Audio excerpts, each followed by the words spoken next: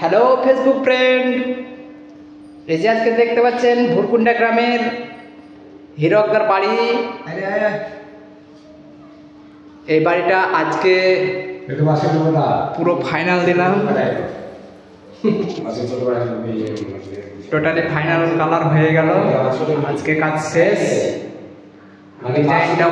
ডিজাইনটা অপূর্ব লাগছে, সুন্দর লাগছে। প্লিজ ভিডিওটি দয়া করে লাইক কমেন্ট করবেন। সিলিং এর ডিজাইনটা দেখতে বেশ ভালোই লাগছে।